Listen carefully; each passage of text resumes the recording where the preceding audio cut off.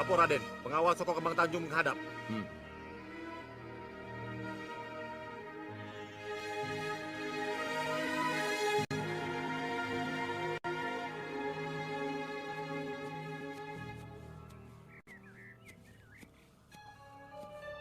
Saya datang, Raden. Saya mau sowan Kanjeng Tumenggung. Kesalahan pertamamu, kau tidak tepat waktu. Kau terlambat. Dan yang kedua, mana dua pengawalmu? Kenapa mereka tidak ikut pulang bersamamu? Karena Kanjeng Tumenggung yang mengutus saya, maka hanya kepada Kanjeng Tumenggunglah saya akan memberi penjelasan. Tapi Romo Tumenggung sedang istirahat. Ini sudah terlalu sore. Tidak ada waktu untuk kasih makan. Lagi pula apa salahnya kamu bicara dulu kepadaku, atasanmu? Masuklah Kembang Tanjung. Kamu bisa bicara langsung kepadaku. Maaf Romo, saya kira... Ayolah, masuk.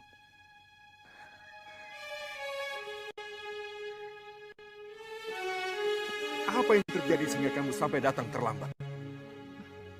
Ini Kanjeng Tumenggung.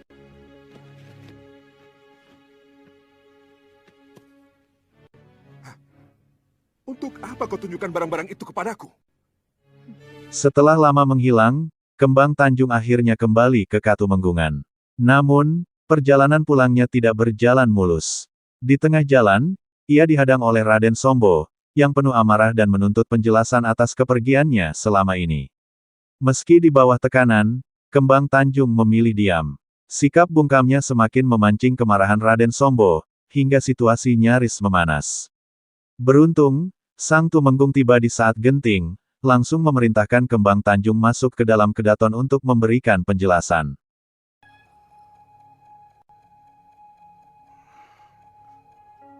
Teruskan. Dan dalam perjalanan saya kembali ke Katumenggungan, saya kembali diserang oleh lelaki bertopeng yang sama.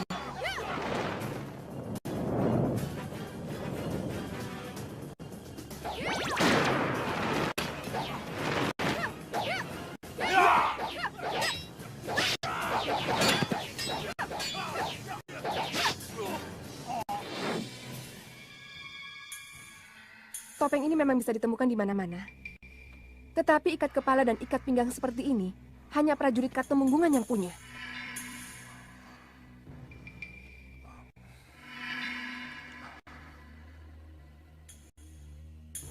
Berarti prajurit kita sendiri yang mencegahmu.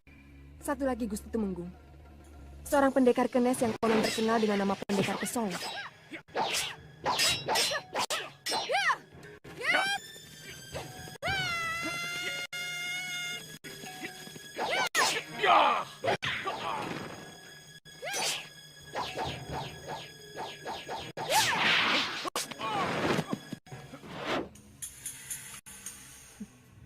Memiliki ini. Kelihatannya dia dibayar untuk membunuh saya. Tapi sayang, dia dan kekenesannya tidak bisa menikmati uang ini. Dia mati sia-sia. Sombo, kalau tidak salah pendekar kenes itu akan kamu angkat ke dalam kelompok prajurit Soko. Bisa kamu jelaskan, kapan prajurit itu bisa dipakai oleh penyerang bertopeng itu? Hah? Dan kenapa pendekar pesolek itu bisa ikut terlibat dalam pencegatan Kembang Tanjung?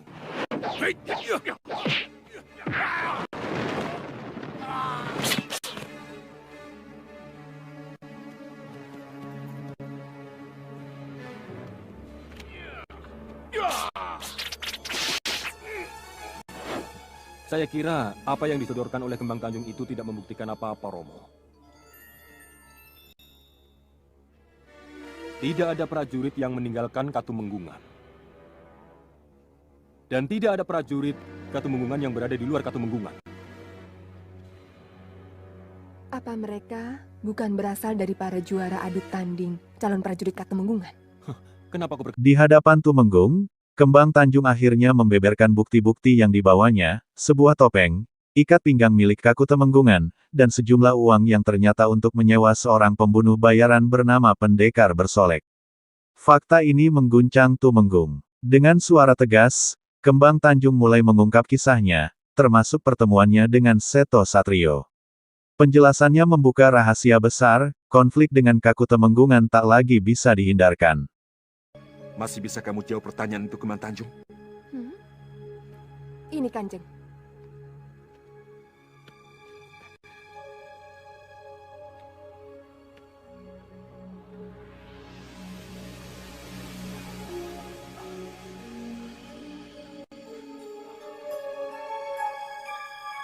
Seto Satrio yang merobeknya.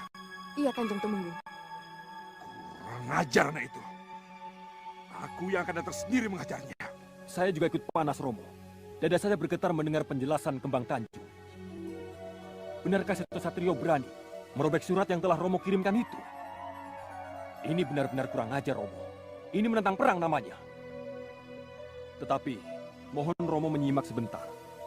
Meneliti. Apakah cerita yang disampaikan oleh Kembang Tanjung itu benar? Benarkah Seto Satrio yang merobek surat itu? Seperti yang kau katakan, Kembang Tanjung? Kenapa kamu bicara begitu? Mohon diingat, Romo. Kembang Tanjung datang tidak tepat waktu. Dia pergi beberapa hari menghilang begitu saja. Dan dia tidak menceritakan kepada kita kemana dia pergi. Lalu dia pulang. Tiba-tiba menceritakan yang tidak-tidak mengenai prajurit Katumenggungan. Dan apakah Romo akan percaya begitu saja kepada Kembang Tanjung bahwa Seto Satrio yang merobek surat itu?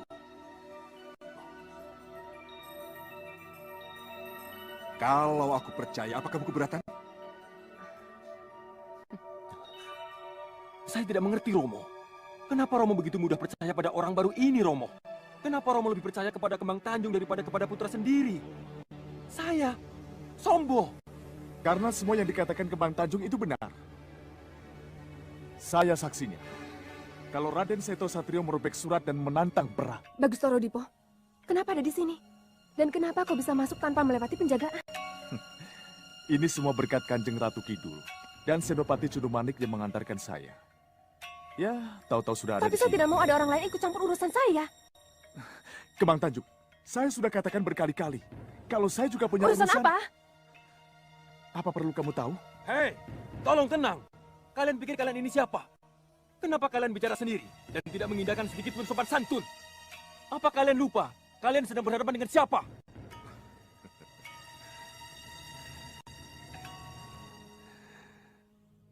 Tidak usah kaget. Dari kekurang sopananmu masuk pendopo Katumenggungan tanpa kulonwun. Kang Mas Numoyo juga seperti itu. Tahu-tahu muncul. Nimbrung bicara. Mohon maafkan saya Kanjeng Tumenggung. Mohon maafkan saya kalau saya gerusa-gerusu. Dan Yayaan, mohon maafkan saya atas ketidaksopanan saya. Kamu benar-benar Sindu Moyo. Tabrak dulu, baru bicara. Baru minta maaf. Kacang mongso ninggalau lancaran. Tidak apa-apa, tidak apa-apa. Mohon maaf, Romo. Nanti dulu, Romo. Siapa tamu kita ini, Romo? Kenapa Romo bersikap begitu lunak terhadap orang yang tidak tahu sopan santun ini, Romo? Ikut campur urusan orang seenak. Apa aku tidak salah dengar? Setelah sekian tahun berlalu, Kakang Sindu Moyo mempertanyakan kembali harta pajang itu. Iya Gusti Tumenggung. Menurut Romo Sindumoyo, dengan peti perhiasan itulah pajang bisa dibangun kembali. Sudahlah. Tidak ada pajang lagi setelah ada Mataram. Jangan mimpi membangun kembali yang sudah hancur. Kalau peti perhiasan itu masih ada, impian itu akan menjadi kenyataan Gusti Tumenggung. Sayang, peti itu sudah tidak ada. Maaf Gusti Tumenggung. Saya wajib bertanya. Di mana peti perhiasan itu berada sebenarnya? Apa Romomu Sindumoyo itu sudah lupa? Aku sudah bilang berkali-kali bahwa harta itu dipegang oleh Taji Saketi. Dia yang menyimpan harta itu. Lagi-lagi Taji Saketi disebut. Saya sudah bertemu dengan Taji Saketi. Tapi penampilannya tidak meyakinkan bahwa dia banyak menyimpan harta karun sebanyak itu. Kalau begitu, kamu telah berhasil dikelabui. Kenapa Gusti Tumenggung punya keyakinan seperti itu? Ketegangan semakin meningkat ketika seorang pemuda bernama Seturo Dipo tiba-tiba muncul di Kedaton. Ia membawa cerita yang berbeda, menambah lapisan baru pada intrik yang sudah rumit. Keberadaan Seturo memicu amarah Raden Sombo, tetapi Tumenggung tampaknya sudah mengetahui identitas pemuda itu. Dengan dingin, Tumenggung menanyakan tujuan Seturo, yang ternyata sedang mencari peti emas legendaris milik Kerajaan Pajang. Namun, jawaban Tumenggung mengejutkan semua orang, harta itu tidak lagi berada padanya, melainkan di tangan sahabat sekaligus rival lamanya, Aji Saketi. Jangan khawatir. Tidak lama lagi, kalian akan menerima ilmu pamungkas Sigar Semongko. Tapi ingat, ilmu itu baru boleh digunakan jika kalian sudah benar-benar terdesak. Iya, Guru. Tapi, entah karena apa, tiba-tiba sang guru, Ki Gending Penjalin sakit. Sakit dalam waktu yang cukup lama. Sehingga ilmu Sigar Semongko untuk sementara tak bisa diturunkan.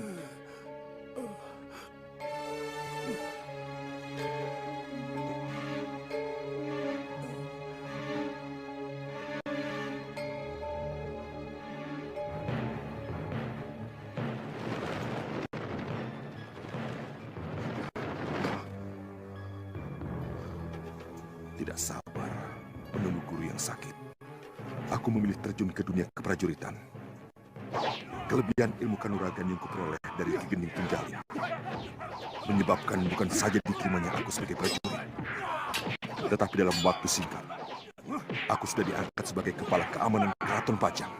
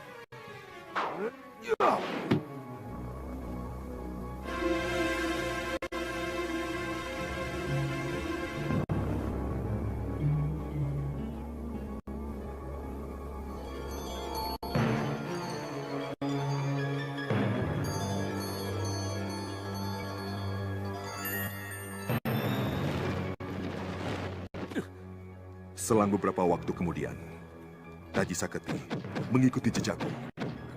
Dan seperti halnya aku, dalam waktu singkat, Taji Saketi juga mendapat jabatan. Ia diangkat menjadi kepala keamanan harta kekayaan Pajang. Karena kedudukannya itulah, Taji Saketi bisa bebas keluar masuk gedung Bondol Mekso Keraton Pajang.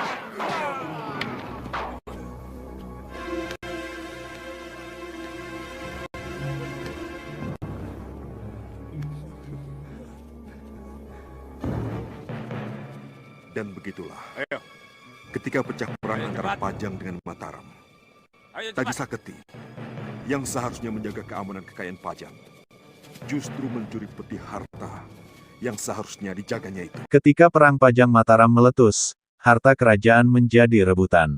Jalugiri berhasil mengalahkan Taji Saketi dan membawa harta tersebut. Namun, perselisihan tidak berhenti di sana. Tahun berlalu, dendam Taji Saketi memuncak hingga ia menyerbu rumah Jalugiri. Dalam peristiwa tragis itu, istri dan putra Jalugiri tewas di tangannya. Ketika Jalugiri pulang dan mendapati keluarganya terbunuh, amarahnya meledak. Dalam duel maut yang terjadi, Taji Saketi menunjukkan bahwa ia telah menguasai ilmu Sigar Semongko. Meski terluka parah, Jalugiri berhasil membuat Taji Saketi melarikan diri. Namun, Taji Saketi membawa pergi anak perempuan Jalugiri, darah dagingnya sendiri, yang kini dikenal sebagai Sekar Taji atau Roro Denok.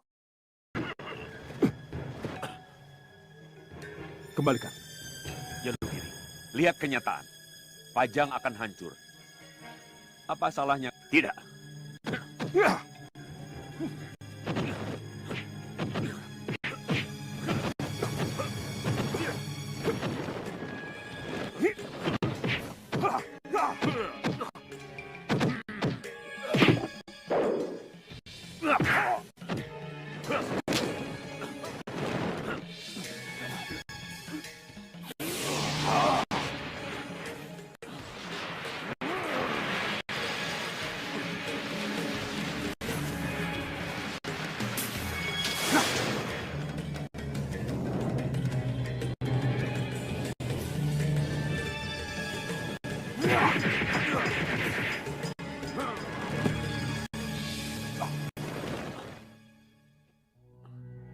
Awas kamu Jalugiri. Akan kurebut kembali peti harta itu. Aku bersumpah. Dua peti harta kekayaan Pajang bisa kembali. Tetapi Pajang sendiri sudah menjadi lautan api. Karena tidak tahu lagi kepada siapa peti-peti harta karun ini harus diserahkan. Maka untuk sementara kedua peti itu, aku simpan di rumah pribadiku.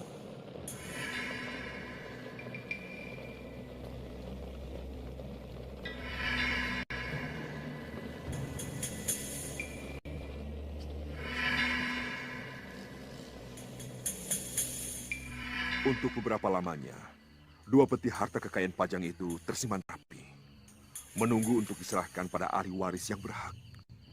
Tetapi beberapa bulan kemudian, sesuai dengan sumpahnya, Taji Saketi datang bersama anak buahnya.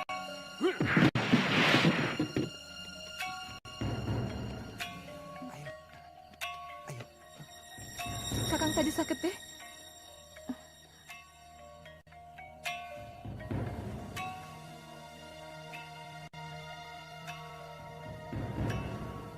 Ragil Kuning, rupanya kamu yang harus menyambutku. Apa yang Kakang kehendaki? Dalam kesempatan ini aku tawarkan satu perdamaian. Kalau bisa kamu tunjukkan di mana peti harta perhiasan Pajang itu disimpan.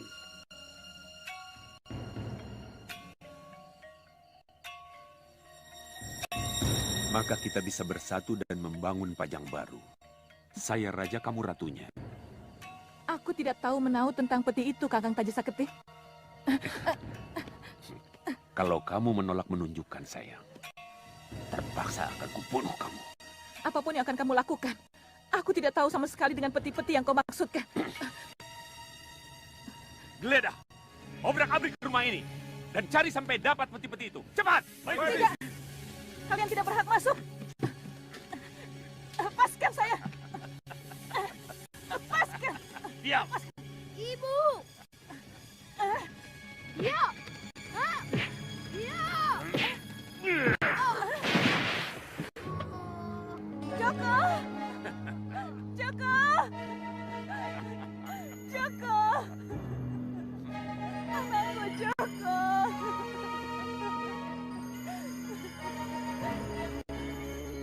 Biadab. Kau kejam Taji Saketi.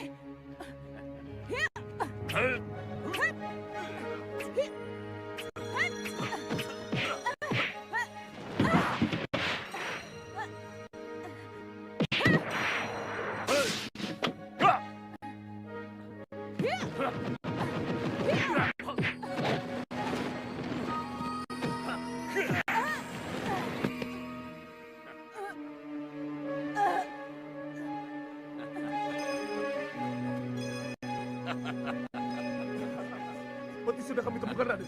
Apa yang harus kita lakukan? Tinggalkan tempat ini, cepat! Baik.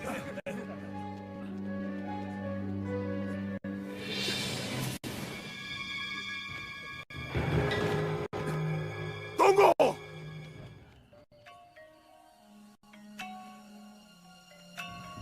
Salam saudara seperguruanku. Akhirnya kita bertemu juga. Kembalikan peti-peti itu. Kamu tidak berhak untuk memilikinya. Dan kamu juga tidak berhak untuk menyimpannya, Jalugiri.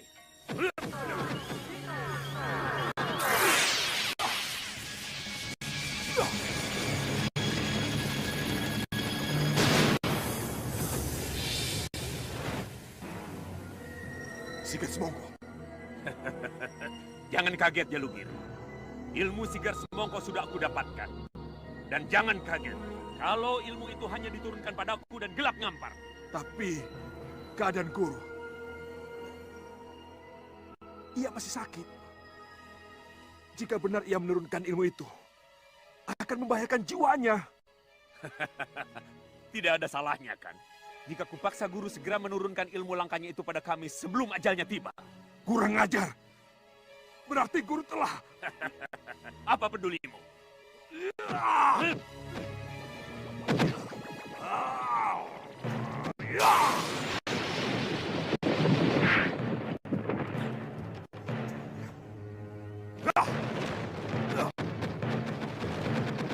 Terkuaknya fakta bahwa Sekar Taji adalah anak Cokro Nanggolo semakin mengaduk emosi semua pihak.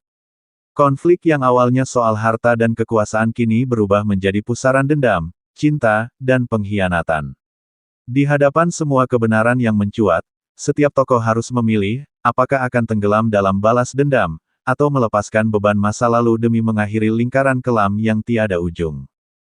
Ayo cepat pergi dari sini.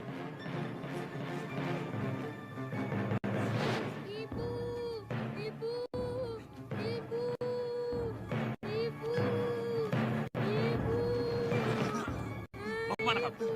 Joko Suto! Ragil!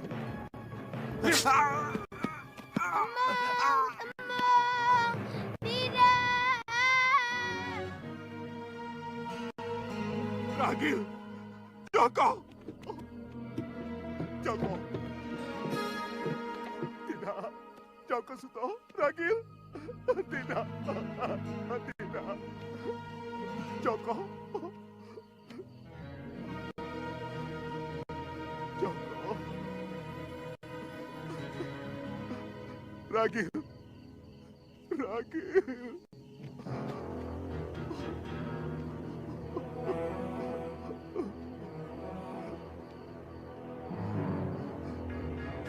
Rorodenok! Begitulah. Sejak itu, aku tidak pernah bertemu lagi dengan Taji Saketi. Dan tidak bisa menemukan lagi anakku. Kau tahu siapa dia? Sekar Taji.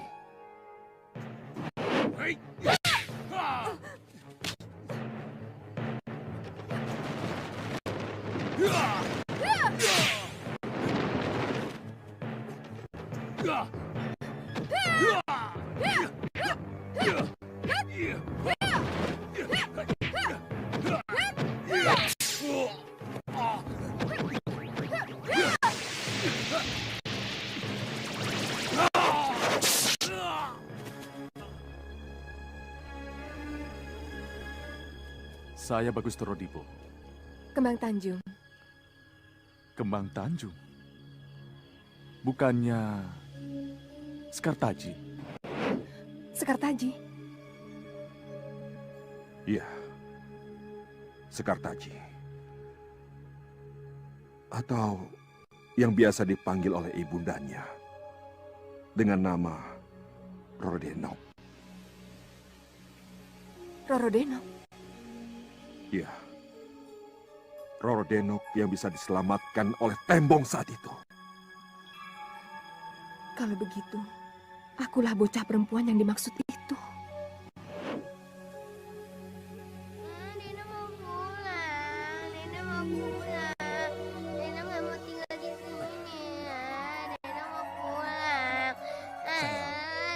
Kamu aman di sini. Aku. Kembang Tanjung. Apa yang sedang kamu pikirkan? Adakah cerita ini berhubungan dengan dirimu?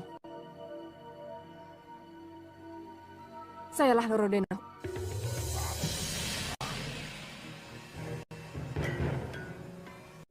Sayalah gadis kecil yang dibawa kabur oleh lelaki berdarah itu. Dan lelaki yang berdarah-darah itu adalah Taji Saketi.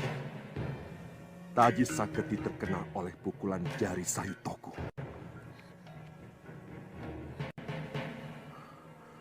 Sebelum ia hujamkan Sigar Semongko yang membelah dan menghancurkan rumahku.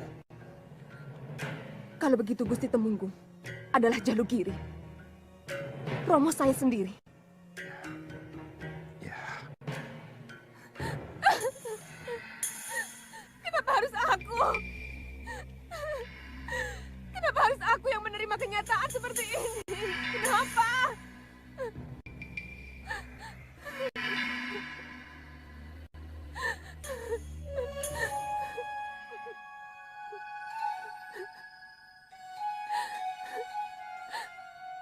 Taji Saketi mengaku sebagai Ki Penjalin. Kenapa dia membolak-balik cerita? Kenapa? Dan kenapa dia tega menjerumuskan saya? Untuk membunuh ayah kandung saya sendiri. Kenapa? Keno. Sejak awal, aku sudah curiga. Aku sudah melihat adanya kemiripan antara kamu dengan ibumu.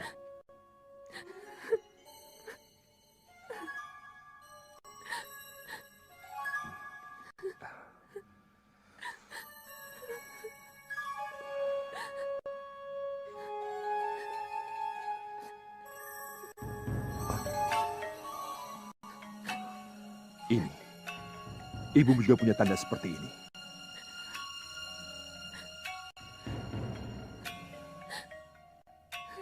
Romo, Anakku, Romo.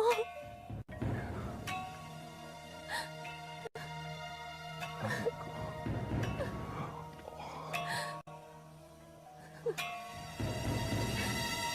Rorodeno.